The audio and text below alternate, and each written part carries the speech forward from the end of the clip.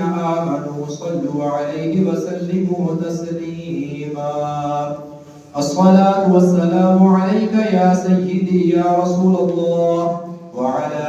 آلك وأصحابك يا سيدي يا حبيب الله.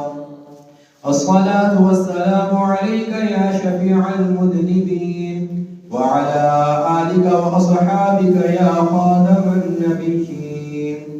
صبحكم ومساكم وقال رسول الله صلى الله عليه وسلم بعثت أنا والساعة كهاتين.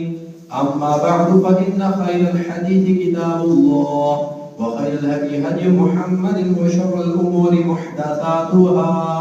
وكل محدثة بدعة وكل بدعة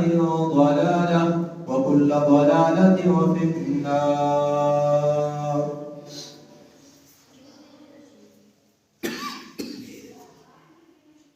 بعد حمد و صلات محترم سامعین، آج کے اس جمعۃ المبارک کا موضوع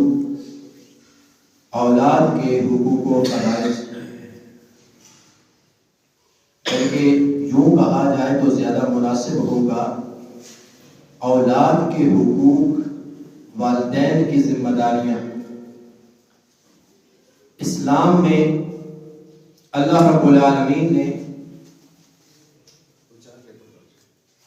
والدین پر اولاد کے کون سے حقوق بیان فرمائے ہیں، اسلام نے والدین پر کون سی ذمہ داریاں ڈالی ہیں۔ ہمارا جو آج کا موضوع اور ٹاپک ہے وہ والدین کی ذمہ داریاں اولاد کے حقوق کے عنوان سے ہے۔ میں نے جو آیتیں مبارکہ حضرات کے سامنے پیش کی، اس کے اندر اللہ رب العالمین نے ارشاد فرمایا یا ایھا الذین آمنوا قوا انفسکم واہلیکم نارا، اے ایمان والو تم اپنے آپ کو اور اپنے اہل و عیال کو، اپنے گھر والوں کو دوزخ کی آگ سے بچاؤ۔ اس آیت مبارکہ کے تحت مجھے کل 9 ایسی ذمہ داریاں اور حقوق ہیں جو اولاد کے حقوق ہیں اور والدین کی ذمہ داریاں ہیں، وہ میں آپ حضرات کی خدمت میں پیش کروں گا۔ سب سے پہلا حق، جب بچہ پیدا ہوتا ہے تو اس وقت والدین پر یہ ذمہ داری ہے کہ وہ اس کو گھٹی دے۔ عربی کے اندر اس کو تحنیک کہتے ہیں۔ حضرت عائشہ صدیقہ رضی اللہ عنہا بیان کرتی ہیں کہ نبی صلی اللہ علیہ وسلم کے پاس بچوں کو لایا جاتا تھا فَيُبَرِّكُ عَلَيْهِمْ وَيُحَنِّكُهُمْ، نبی صلی اللہ علیہ وسلم اس بچے کے لیے دعا فرمایا کرتے تھے برکت کے لیے، اور اس کو گھٹی دیا کرتے تھے۔ گھٹی کیسے دیتے تھے؟ حضرت اسماء بنت ابی بکر، حضرت ابوبکر صدیق رضی اللہ عنہ کی جو بڑی بیٹی ہے اسماء، جو نبی صلی اللہ علیہ وسلم کے لیے غار میں کھانا بھی لے کر جایا کرتی تھی، ان کے بارے میں آتا ہے، وہ کہتی ہیں کہ میں جب مکہ سے مدینہ ہجرت کر کے گئی تو جو مسجد قباء کے پاس محلہ تھا، اس کو بھی قباء ہی کہا جاتا تھا، تو اس محلے میں میرا ایک بچہ پیدا ہوا۔ جب اس بچے کو نبی علیہ السلام کے پاس لے جایا گیا تو نبی صلی اللہ علیہ وسلم نے اس بچے کے منہ میں کھجور کو چبا کر ڈالا۔ تو اس حدیث سے یہ معلوم ہوا کہ نبی صلی اللہ علیہ وسلم کے پاس جب بچہ لایا جاتا تھا تو اس وقت نبی علیہ السلام اس کے منہ کے اندر اپنا لعاب بھی داخل فرماتے تھے اور کوئی میٹھی چیز چبا کر ڈالا کرتے تھے۔ احادیث کے اندر کھجور کا ذکر آیا ہے، کیونکہ اس وقت کھجور عام چیز تھی جو میٹھی تھی، تو نبی علیہ السلام اس کا اہتمام کرتے تھے۔ اگر آج کے اس دور میں ہمیں کھجور مل جائے تو زیادہ اچھی بات ہے، لیکن کم از کم میٹھی چیز بچے کے منہ میں سب سے پہلے ڈالنا یہ تحنیک کہلاتا ہے، یہ سنت ہے، وہ نبی صلی اللہ علیہ وسلم کی عمومی سنت تھی جس پر نبی علیہ السلام عمل کیا کرتے تھے۔ اس کے بعد دوسری ذمہ داری جو والدین پر آتی ہے بچے کے حوالے سے، وہ یہ کہ اس کے کان میں آذان دی جائے۔ اس بارے میں 3 روایتیں بیان کی جاتی ہیں کہ نبی صلی اللہ علیہ وسلم کے پاس جب ان کا نواسہ حضرت حسن بن علی رضی اللہ عنہما کو لایا گیا تو نبی صلی اللہ علیہ وسلم نے ان کے دائیں کان میں اذان دی۔ دوسری روایت کے اندر آتا ہے کہ حضرت حسین بن علی رضی اللہ عنہما کا جب لایا گیا تو نبی صلی اللہ علیہ وسلم نے ان کے دائیں کان میں اذان دی اور بائیں کان میں اقامت کری، اور انہی سے حضرت حسین بن علی رضی اللہ عنہما سے روایت ہے، وہ بیان کرتے ہیں کہ نبی صلی اللہ علیہ وسلم نے ارشاد فرمایا کہ جس کے ہاں بچہ پیدا ہو اور وہ اس کے دائیں کان میں اذان دے اور بائیں کان میں اقامت کہے تو اس بچے کو الصبیان، اس وقت ایک بہت تکلیف دہ بیماری بچوں کو لگ جاتی تھی، تو نبی علیہ السلام نے ارشاد فرمایا کہ جو یہ عمل کرے گا اس کا وہ بچہ اس بیماری اور اس تکلیف سے دور رہے گا۔ بہرحال یہ روایتیں ان میں کچھ کمزوریاں بھی ہیں جس کی وجہ سے اہل حدیث یا بعض علماء کان کے اندر اذان اور اقامت کہنے کو صحیح نہیں سمجھتے، لیکن ہمارے حنفی علماء کا اس پر عمل ہے، وہ کہتے ہیں کہ ہم ان روایتوں کو قبول کرتے ہیں اور یہ اچھی بات ہے کہ بچے کے کان میں اذان اور اقامت کہی جائے تاکہ بچے کی روح کو اطمینان ہو کہ میں مسلمانوں کے گھر میں پیدا ہوئی ہوں۔ لہذا اس عمل کو جو کہ روایتوں میں سے بھی ثابت ہے، اگرچہ روایتیں کچھ کمزور ہیں لیکن نیک کام ہے، اچھا کام ہے، لہذا اس طرح کمزور روایتوں سے بھی یہ بات ثابت ہے تو ہم اس پر عمل کرتے ہیں، اور تقریباً اکثریت مسلمانوں کی جو ہے اس پر عمل کرتی رہی ہے اور آج بھی اس سنت پر عمل کر رہی ہے۔ اس کے بعد جو تیسری چیز ہے جو والدین پر بچے کے حوالے سے ذمہ داری ہے وہ یہ کہ 7ویں دن عقیقہ کیا جائے۔ نبی صلی اللہ علیہ وسلم صحابہ کرام کو حکم دیا کرتے تھے کہ جب بچہ پیدا ہو تو بچے کی جو جان ہے وہ جانور کے عوض جو ہے گروی ہوتی ہے، لہذا تم 7ویں دن بچے کے نام پر ایک جانور کا خون بہاؤ اور 7ویں دن اس سے گندگی دور کرو، یعنی اس کے بال وغیرہ موڑ کر صاف کرو۔ اور روایات کے اندر آتا ہے کہ نبی صلی اللہ علیہ وسلم جس کے ہاں بچہ پیدا ہوتا تھا اسے 2 بکرے یا 2 بکریاں 2 بھیڑیں ذبح کرنے کا حکم دیتے تھے، اور جس کے ہاں بچی پیدا ہوتی تھی تو اس کو 1 بکری ذبح کرنے کا حکم دیا کرتے تھے۔ تو یہ نبی صلی اللہ علیہ وسلم نے صحابہ کرام کو تعلیم دی، اور اس میں یہ بھی ہے کہ 7ویں دن نام بھی رکھا جائے، اور جب اس کا حلق کیا جائے بچے کا تو پھر سر میں زعفران، اس وقت خوشبو تھی وہ لگا دی جاتی تھی، تو لہذا کوئی بھی خوشبو اگر لگا دی جائے تو اس میں بھی کوئی حرج نہیں۔ نبی صلی اللہ علیہ وسلم کی تشریف آوری سے پہلے عقیقہ ہوتا تھا اور بال بھی صاف سر کی کیے جاتے تھے، لیکن اس جانور کا خون اس بچے کے سر پر لگا دیا جاتا تھا، تو نبی صلی اللہ علیہ وسلم نے اس سے منع فرمایا کہ یہ کوئی اچھی چیز نہیں ہے، بلکہ تم اپنے اس بچے کے سر پر خوشبو لگا دیا کرو، یہ اللہ رب العالمین کو زیادہ پسندیدہ ہے۔ اس کے بعد چوتھی چیز یہ کہ بچے کا نام بھی 7ویں دن رکھ دیا جائے۔ اگر کوئی پہلے سوچ لیتا ہے تو یہ بھی اچھی بات ہے، لیکن زیادہ سے زیادہ اگر دیر بھی ہو تو کم از کم 7ویں دن بچے کا نام رکھ دیا جائے، اور نام بھی ایسا رکھا جائے کہ جو اچھا ہو، اللہ رب العالمین کے پیغمبروں کے ناموں پر ہو، صحابہ کرام کے ناموں میں سے ہو۔ اور یہاں پر ایک بات یہ بھی اچھی طرح سے سمجھ لیں کہ نام 2 طرح کے ہوتے ہیں، ایک اسلامی نام اور ایک علاقائی نام۔ بعض علاقوں کے اندر کچھ نام مشہور ہوتے ہیں، لہذا اگر کوئی اپنے علاقے کے نام سے کوئی نام رکھ لیتا ہے، لیکن شرط یہ ہے کہ وہ نام اچھا ہو، اس کا مطلب اچھا ہو۔ صحابہ کرام میں سے بہت سے ایسے افراد ہیں جنہوں نے اسلام قبول کیا، نام پہلے اچھا تھا، بعد میں بھی نبی علیہ السلام کے ہاں صحابہ کرام کے وہی نام رہے، لیکن کچھ ایسے افراد بھی ملتے ہیں کہ جن کے نام کا مطلب اچھا نہیں تھا۔ نبی صلی اللہ علیہ وسلم کے سامنے ایک روایت میں آتا ہے کہ ایک عورت آئی، اس کا نام تھا عاصیہ، عین الف عا، اس کا مطلب ہوتا ہے گناہگار، گناہ کرنے والی۔ تو نبی صلی اللہ علیہ وسلم نے اس کا وہ نام تبدیل کر کے اس کا نام جمیلہ رکھ دیا، یعنی خوبصورت۔ اس طرح کوئی ایسا مطلب ہو کسی نام کا جو صحیح نہ ہو، درست نہ ہو، تو نبی صلی اللہ علیہ وسلم اس نام کو تبدیل کر دیا کرتے تھے۔ تو لہذا یہ والدین کی ذمہ داری ہے کہ وہ اپنے بچوں کے اچھے نام رکھیں۔ نبی صلی اللہ علیہ وسلم کی ایک روایت میں آتا ہے کہ اللہ کو عبداللہ اور عبد الرحمن نام بہت زیادہ پسند ہے۔ ایک روایت میں آتا ہے کہ نبی صلی اللہ علیہ وسلم نے ارشاد فرمایا کہ اپنے بچوں کے نام مجھ محمد کے نام پر رکھا کرو، او کما قال علیہ الصلوۃ والسلام۔ تو لہذا ہمیں یہ چاہیے کہ ہم بچوں کے نام یہ کوشش کریں کہ صحابہ کرام کے نام پر، انبیاء کرام علیہ السلام کے نام پر ہوں، تاکہ جب وہ بچے بڑے ہوں ان کو یہ معلوم ہو کہ میرا نام کسی معتبر ہستی کے نام پر ہے، تو وہ اس ہستی کو پہچاننے کی کوشش کریں، اپنے اخلاق، اپنی تربیت، اپنے معاملات اس ہستی کے مطابق کرنے کی کوشش کریں، کیونکہ ناموں کا بہت بڑا اثر ہوتا ہے۔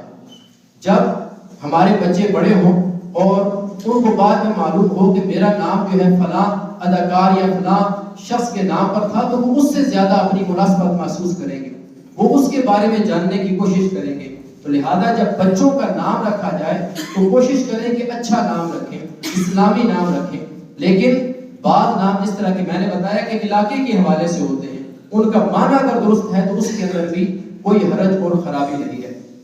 اس کے بعد پانچویں چیز یہ ہے کہ بچے کا ختنہ کیا جائے۔ نبی صلی اللہ علیہ وسلم کے بارے میں آتا ہے کہ نبی صلی اللہ علیہ وسلم اس بات کا حکم دیا کرتے تھے، اور ایک روایت میں ہے کہ 5 چیزیں فطرت میں سے ہیں، یعنی یہ ہر انسان کا تقاضا ہے کہ وہ اس فطرت کو اپنائے، جس سے انسان کی روح خوش ہو، تو ان میں سے ایک جو ہے وہ ختنہ کرنا ہے۔ نبی صلی اللہ علیہ وسلم سے پہلے یہ حضرت ابراہیم علیہ السلام سے جو تقریباً 4-5 ہزار سال پہلے گزرے ہیں، ان سے یہ سنت چلی آ رہی ہے۔ حضرت ابراہیم علیہ السلام کے بارے میں آتا ہے کہ آپ نے تقریباً 80 سال کی عمر میں جا کر خود اپنا ختنہ کیا تھا۔ تو لہذا یہ حضرت ابراہیم علیہ السلام سے انبیاء کرام علیہ السلام، مسلمین، مسلمات، مومنین، مومنات کا یہ طریقہ چلا آیا ہے کہ وہ اپنے بچوں کا ختنہ کرتے ہیں۔ لہذا ہمیں بھی چاہیے کہ ہم اس سنت پر، بلکہ عموماً مسلمان عمل کر ہی رہے ہیں، تو لہذا یہ بھی نبی صلی اللہ علیہ وسلم نے والدین کی ذمہ داریوں میں شمار کیا ہے کہ یہ والدین کی ذمہ داری ہے۔ اس کے بعد چھٹی چیز ہے وہ یہ کہ مائیں اپنے بچوں کو خود دودھ پلائیں۔ اس حوالے سے اللہ رب العالمین نے سورۃ البقرہ کی آیت نمبر 233 میں ارشاد فرمایا وَالْوَالِدَاتُ يُرْضِعْنَ أَوْلَادَهُنَّ حَوْلَيْنِ كَامِلَيْنِ لِمَنْ أَرَادَ أَنْ يُتِمَّ الرَّضَاعَةَ، کہ جو والدین یہ چاہتے ہوں کہ اپنے بچے کو مکمل دودھ پلائیں، تو یہ 2 سال کی مدت مکمل ہے، یعنی 2 سال تک ماؤں کو چاہیے کہ وہ اپنے بچوں کو دودھ پلاتی رہے۔ اس کے اندر یہ بھی ہے کہ اگر دونوں اس بات پر رضامند ہوں کہ وہ کسی اور عورت سے دودھ پلانا چاہتے ہیں، تو قرآن کے اندر اس کی اجازت بھی موجود ہے کہ دونوں باہمی مشورے سے کسی اور عورت سے دودھ پلانا چاہتے ہیں تو اس عورت کو دودھ پلانا بھی قرآن و سنت کے نزدیک بالکل جائز ہے، لیکن شوہر کی رضامندی اس کے اندر ضروری ہے، کیونکہ نبی صلی اللہ علیہ وسلم نے اس عورت کے بارے میں عذاب کی وعید سنائی ہے جو شوہر کی اجازت کے بغیر دودھ چھڑوا دے، یعنی بچہ ابھی تک صرف دودھ پیتا ہے لیکن وہ پہلے ہی اپنی صحت کے لیے یا اپنی خوبصورتی کے لیے کسی اور وجہ سے بغیر کسی عذر کے دودھ بچے کو نہیں پلاتی اور اس کو مصنوعی دودھ پلاتی ہے یا اور کسی عورت سے پلانا چاہتی ہے، تو نبی صلی اللہ علیہ وسلم نے ایک موقع پر ارشاد فرمایا کہ میں نے بروز قیامت کے اندر ایسی عورتوں کو، کیونکہ معراج کی رات جب نبی صلی اللہ علیہ وسلم آسمانوں پر جنت اور دوزخ کی سیر کرنے کے لیے گئے تو اس وقت جنت کے احوال بھی نبی علیہ السلام کو دکھائے گئے، دوزخ کے اندر جن عورتوں کو، مردوں کو عذاب دیا جا رہا تھا وہ بھی دکھایا گیا۔ تو نبی علیہ السلام نے اس رات دیکھا کہ جن عورتوں کو عذاب دیا جا رہا ہے، اور عذاب کی نوعیت یہ ہے کہ ان پر سانپ چھوڑ دیے گئے ہیں جو ان کے سینوں سے گوشت کو نوچ رہے ہیں، ان کو ڈس رہے ہیں۔ تو نبی صلی اللہ علیہ وسلم نے پوچھا اے جبریل امین یہ عورتیں کون ہیں؟ تو حضرت جبریل امین نے عرض کی یا رسول اللہ یہ وہ عورتیں ہیں جو بغیر کسی مجبوری کے اپنے بچوں کو دودھ نہیں پلاتی تھی۔ آج بچوں کے نافرمان ہونے کی ایک بہت بڑی وجہ یہ ہے کہ ماؤں نے اپنے بچوں کو دودھ پلانا چھوڑ دیا ہے، کہ جب مائیں اپنے بچے کو دودھ نہیں پلاتی تو سب سے پہلے جو بچہ اپنے والدین کی، اپنی ماں کی طرف قریب آتا ہے وہ دودھ کی لالچ کی وجہ سے ہی آتا ہے، اور دودھ کے ذریعے سے ماں کی محبت، اس کی الفت بچے کے اندر منتقل ہوتی رہتی ہے۔ جب بچہ شروع سے ہی اپنی ماں سے دور ہو جائے گا تو بڑے ہو کر بھی اپنے ماں کے بارے میں وہ الفت اور محبت اس کے اندر پیدا نہیں ہو سکتی۔ لہذا اللہ رب العالمین نے قرآن مجید میں ارشاد فرمایا کہ تقریباً 2 سال تک بچے کو دودھ پلایا جائے، تو آج کل اگر سائنس کے حساب سے بھی دیکھا جائے تو بچے کے لیے 2 سال تک دودھ پینا اس کی صحت کے لیے بہت بڑا اثر رکھتا ہے، کہ اگر اس کو کوئی بیماری لگتی ہے تو دوسرے دودھ کی وجہ سے اس کے اندر وہ صحت نہیں آ سکتی، لیکن ماں کے دودھ کی وجہ سے اگر کوئی اس کو بیماری لگی بھی، کوئی کمزور بھی ہوا تو دوبارہ سے بحال ہو جائے گا، دوبارہ سے اس کے اندر صحت آ جائے گی۔ تو یہ 6ویں ذمہ داری ہے جو والدین پر اور بالخصوص ماں پر آتی ہے کہ وہ اپنے بچے کو دودھ جو ہے وہ پورے 2 سال تک پلاتی رہے۔ اس کے بعد 7ویں چیز کہ بچے کا لباس، اس کا رزق، اس کے کھانے پینے کا انتظام کرنا، یہ اصل باپ کی ذمہ داری ہے۔ یعنی اگر باپ یہ ذمہ داری پوری نہیں کر رہا تو وہ گنہگار ہوگا، وہ جواب دہ ہوگا۔ اللہ رب العالمین نے قرآن مجید کے اندر سورۃ البقرہ آیت نمبر 233 کے اندر اس عورت کے بارے میں جو کسی کے بچے کو دودھ پلاتی ہے، اللہ نے ارشاد فرمایا کہ اس کے کھانے پینے اور لباس کا انتظام کرنا بھی اس بچے کے والد کی ذمہ داری ہے، کہ جو عورت اس کی ماں نہیں ہے لیکن بچے کو صرف دودھ پلا رہی ہے تو اس کے لباس کی، اس کے کھانے پینے کا بھی حساب رکھنا اس بچے کے والد کی ذمہ داری ہے، اور بچے کی ذمہ داری بھی بڑے ہونے تک والد کی سپردگی آتی ہے۔ اللہ کے رسول صلی اللہ علیہ وسلم نے ایک روایت کے اندر ارشاد فرمایا کہ انسان کے گنہگار ہونے کے لیے اتنا ہی کافی ہے کہ جس کی روزی اس کے سپرد کی گئی ہے، جس کی روزی کا اس کو کفیل بنایا گیا ہے، وہ اس کی اس روزی کو ضائع کر دے۔ یعنی اللہ رب العالمین نے اس پر یہ ذمہ داری لگائی ہے کہ وہ اپنے بچے کی، اپنے بیوی کی جو ہے وہ دیکھ بھال کرے، ان کی روزی کا بندوبست کرے، لیکن وہ اس کے اندر کوتاہی برتتا ہے تو اللہ رب العالمین کے ہاں وہ سخت گناہگار شمار ہوتا ہے۔ وہ اور کوئی گناہ نہ بھی کرے لیکن اللہ کے حضور اس گناہ کی وجہ سے اس سے باز پرس ہوگی۔ نبی صلی اللہ علیہ وسلم نے ایک روایت کے اندر یہ ارشاد فرمایا کہ تم میں سے ہر شخص نگران ہے، ایک حکمران سے اس کی عوام کے متعلق پوچھا جائے گا، ایک مرد سے اس کی بیوی اور بچوں کے بارے میں اس سے سوال کیا جائے گا، اور اسی طرح ایک بیوی سے اس کے بچوں اور گھر کے نظام کے متعلق کہ تمہاری نگرانی کے اندر جو لوگ تھے تم نے ان کی کیا تربیت کی، تم نے ان کی روزی کے حوالے سے، ان کے کھانے پینے کے حوالے سے کیا اہتمام کیا۔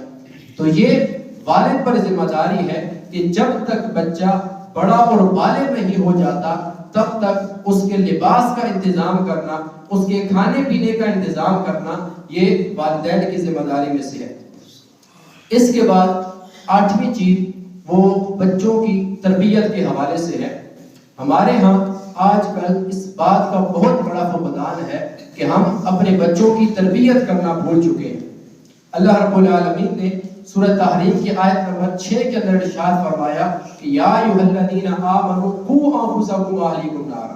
کہ اے ایمان والو تم خود بھی اپنے آپ کو آگ سے بچاؤ اور اپنے بچوں کو بھی آگ سے بچاؤ۔ تو لہذا اس آیت مبارکہ کی روشنی میں تقریباً اتنی تربیت ان کی کرنا کہ ان کو صحیح اور غلط کا فرق معلوم ہو، حلال اور حرام کا فرق معلوم ہو، یہ ہر والدین کی ذمہ داری ہے۔ نبی صلی اللہ علیہ وسلم نے ایک حدیث مبارکہ میں ارشاد فرمایا کہ بچہ جو ہے فطرت پر پیدا ہوتا ہے، اس کے والدین اس کو یہودی بناتے ہیں، عیسائی بناتے ہیں یا مجوسی بناتے ہیں۔ یہ عام اصول ہے کہ بچے اپنے والدین سے سب سے زیادہ سیکھتے ہیں۔ بعض اوقات اس اصول کے غلط الٹ بھی ہو جاتا ہے۔ حضرت نوح علیہ السلام کا بیٹا بھی نافرمان نکل آیا، لیکن ایسا بہت کم دیکھنے کو ملا ہے۔ زیادہ تر جو بچے سیکھتے ہیں وہ اپنے والدین سے ہی سیکھتے ہیں۔ مثال کے طور پر ہم بچوں کو کچھ چیز چراتے ہوئے دیکھ لیں اور ان کو منع کریں، وہ ہمارے سامنے جھوٹ بولنے لگ جائیں تو ہم انہیں ڈانٹیں کہ تم نے جھوٹ کیوں بولا، اور تھوڑی دیر بعد دروازے پر کوئی دستک دے اور ہم اس بچے کو ہی یہ کہیں کہ جاؤ جا کر یہ کہو کہ باپ گھر میں موجود نہیں، تو وہ بچہ ہماری سچ والی بات کیسے مانے گا؟ ہم اس کو جتنا بھی مارے وہ سچ کبھی نہیں بولے گا، بلکہ اس کو تربیت ہماری طرف سے مل رہی ہے، ہماری باتیں وہ دیکھ رہا ہے کہ ہم بات بات پر جھوٹ بول رہے ہیں۔ تو لہذا یہ والدین کی ذمہ داری ہے کہ وہ سب سے پہلے خود اپنے اندر تبدیلی لائیں۔ بچوں کو سکھانے کا سب سے بہترین طریقہ یہ ہے کہ ہم خود پہلے نمازی بنے تو بچے ہمیں دیکھ کر پھر نمازی بنے گے. سب سے پہلے ہم اپنی اصلاح کریں، بچے ہمیں دیکھ کر اصلاح قبول کریں گے. لیکن سب سے بڑی خرابی ہمارے اندر ہے کہ نہ ہم خود سیدھے راستے پر چلنا چاہتے ہیں اور نہ ہم پوری طرح ان کی تربیت ایسی کرتے ہیں کہ وہ سیدھے راستے پر چلیں. کچھ لوگ ہیں جو خود نماز تو پڑھتے ہیں لیکن بچوں کی تربیت نہیں کرتے، ان کو نماز کی طرف نہیں لانا چاہتے، ان پر زور زبردستی اس طرح نہیں کرتے اس طرح دوسرے معاملات میں کرتے ہیں.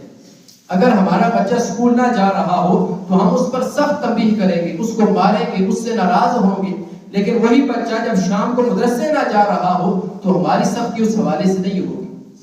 بچہ نماز نہ پڑھ رہا ہو تو ہم اس پر اتنی سختی نہیں کریں گے. تو یہ ہم سے بھی مطالبہ ہے کہ اگر آج کل بچے بگڑ رہے ہیں، بچے والدین کی نافرمانی کر رہے ہیں، بچوں کے اندر دینی رجحان نہیں، تو کہیں اس میں والدین کا قصور تو نہیں، ہماری ذمہ داری کے اندر بھی کوئی کمی تو نہیں آ گئی. نبی صلی اللہ علیہ وسلم نے والدین کو توجہ دلاتے ہوئے ایک موقع پر ارشاد فرمایا کہ جب بچے 7 سال کے ہو جائیں تو انہیں نماز کا کہو، جب بچے 10 سال کی عمر کو پہنچ جائیں تو انہیں مار کر نماز پڑھاؤ. جب بچپن سے ہی بچوں کی یہ تربیت ہوگی، ان کے سامنے ان کے والدین نماز پڑھ رہے ہوں گے تو بچوں کے اندر بھی یہ رجحان آئے گا، وہ بھی نماز کی طرف آئیں گے. ان کے ذہن میں بھی یہ بات ہوگی کہ اگر ہم نے نماز ادا نہ کی تو والد کی طرف سے ہمیں سخت سزا ہوگی، والدہ ہم سے پوچھے گی کہ نماز کیوں نہیں پڑھی. جب ہمارے بچے اسکول جانے کا بچوں کا بہت کم دل کرتا ہے، بہت کم ایسے بچے ہوتے ہیں جو شوق سے اسکول جاتے ہیں، لیکن ہماری مار کی وجہ سے، ہماری ڈانٹ کی وجہ سے وہ اسکول کی پابندی کر لیتے ہیں، تو کیا وہ نماز روزی کی پابندی نہیں کریں گے؟ دین کی طرف ان کا رجحان نہیں بڑھے گا. لہذا ہمیں سب سے پہلے اپنی تربیت کی بھی ضرورت ہے. اس کے علاوہ 9ویں جو ہے وہ بچوں اور بچیوں کے حوالے سے نبی صلی اللہ علیہ وسلم نے ایک موقع پر ارشاد فرمایا کہ جس کے ہاں 2 بچیاں ہوں وہ ان کی اچھی طرح سے تربیت کرے تو بروز قیامت یہ بچیاں جہنم میں کے آگے ڈھال بن جائیں گی. یعنی آپ کے ہاں 2 بچیاں ہوئی، آپ نے اچھی طرح سے تربیت کی تو نبی صلی اللہ علیہ وسلم نے ایک روایت میں ارشاد فرمایا کہ جہنم کے آگے یہ آڑ بن جائیں گی، اس کو جہنم میں نہیں جانے دیں گی. ایک روایت میں ہے کہ جنت میں جانے کا ذریعہ بن جائیں گی. ایک روایت کے اندر یہاں تک الفاظ ہیں کہ جو شخص اپنی بچوں کی اچھی طرح سے تربیت کرتا ہے، 2 یا 3 بچوں کی تربیت کرتا ہے اور ان کا اچھی جگہ نکاح کر دیتا ہے تو بروز قیامت وہ میرے ساتھ اس طرح ہوگا جس طرح کہ یہ 2 انگلیاں ہیں. نبی صلی اللہ علیہ وسلم کا پڑوس نصیب ہوگا، لیکن اس کی ذات شرط یہ ہے کہ اچھی تربیت کی ہو، اچھی جگہ نکاح کیا ہو. نبی صلی اللہ علیہ وسلم نے ایک موقع پر بچیوں کے نکاح کے حوالے سے ارشاد فرمایا کہ جب تم میں سے کوئی شخص یہ دیکھے کہ کوئی مناسب رشتہ آ گیا ہے، بچی بھی بالغ ہے، سمجھدار ہے، اور وہ اس کا نکاح نہ کرے، حالانکہ جس کا نکاح کا آیا تھا پیغام وہ شخص بھی دین کے حوالے سے بھی اچھا تھا، اخلاق کے حوالے سے بھی اچھا تھا، تو نبی صلی اللہ علیہ وسلم نے فرمایا اس وقت پر نکاح نہ کرنا زمین کے اندر فتنہ و فساد بڑھانے کا سبب بن جائے. نبی صلی اللہ علیہ وسلم نے بچوں اور بچیوں کے حوالے سے یہ ہمیں تلقین کی ہے کہ ہم سب سے زیادہ یہ کوشش کریں کہ اچھی جگہ نکاح ہو. ایک موقع پر نبی صلی اللہ علیہ وسلم نے تمام مردوں کو تلقین کرتے ہوئے ارشاد فرمایا کہ عورت سے 4 وجوہ کی بنا پر نکاح کیا جاتا ہے.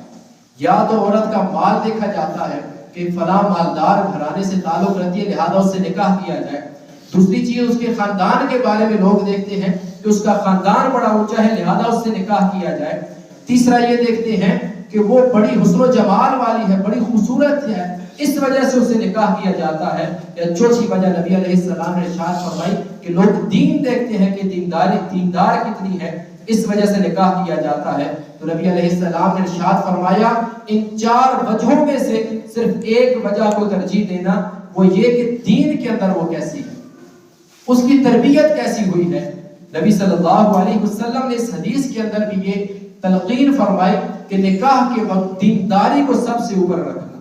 باقی مال ہو، خاندان ہو یا بڑا نام و منصب ہو، ان تمام چیزوں کو چھوڑ دینا یہ صرف وقتی ہوتی ہے، کچھ عرصے بعد یہ ختم ہو جاتی ہے۔ تمہارے اندر جو اصل اہمیت ہوگی، اصل زندگی جو آگے چلے گی، وہ دینداری کی وجہ سے، تربیت کی وجہ سے اور اخلاق کی وجہ سے آگے بڑھے گی۔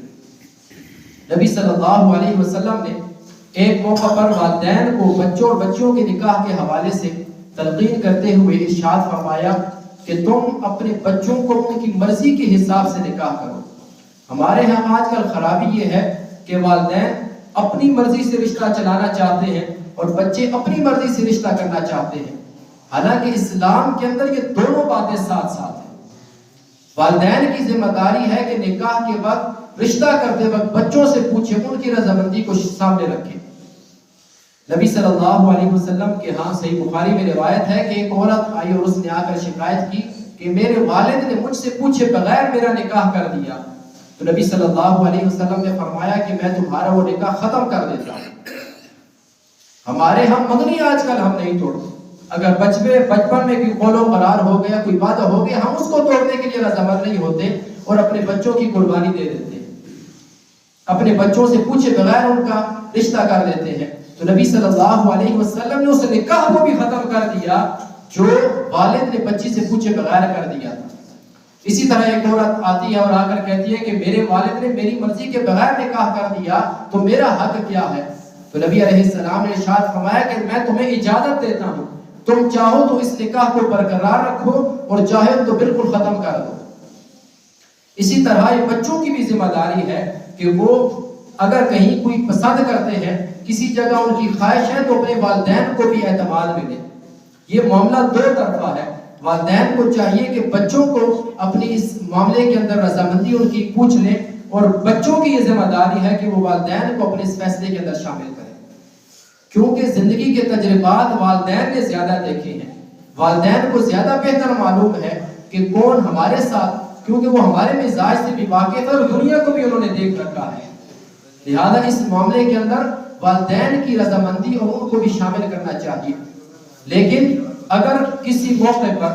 والدین کو یہ لگے کہ بچے بات نہیں مان رہے، چونکہ زندگی آگے انہوں نے گزارنی ہے، والدین کا یہ کام ہے کہ اچھی طرح ان کو سمجھائیں، پوری کوشش کریں، لیکن پھر بھی اگر وہ نہیں مانتے تو جہاں پر وہ چاہتے وہاں ان کی شادی کر دیں۔ کم از کم والدین گناہگار نہیں ہوں گے، والدین نے اپنی ذمہ داری پوری کی، اچھی طرح سے سمجھایا، لیکن بات یاد رکھیں اگر والدین نے زبردستی کہیں نکاح کر دیا تو بروز قیامت ان سے پوچھا جائے گا کہ تم نے زبردستی نکاح کیوں کر دیا، کیونکہ یہ والدین کی ذمہ داریوں میں سے نہیں کہ وہ زبردستی بچوں کی اجازت کے بغیر ان کا نکاح نہیں کر دیں۔ تو لہذا ہمیں چاہیے کہ ہم اپنے فرائض، اپنے حقوق اور اپنی حدود کو اچھی طرح سے پہچانیں کہ اسلام نے ہمارے اوپر کون سے فرائض مقرر کیے ہیں، ہمارے اوپر کون سے حقوق ہیں اور کون سی حد ہے کہ اس سے آگے بڑھنا ہمارے لیے مناسب نہیں۔ اللہ تعالیٰ سے دعا ہے کہ اللہ تعالیٰ ہم سب کو دین کی ان تمام حقوق و فرائض کو اچھی طرح سے سمجھنے اور ان پر عمل کرنے کی توفیق عطا فرمائے۔ اقول قولی ھذا واستغفر اللہ لی ولکم ولسائر المؤمنین۔ جن حضرات نے سمجھا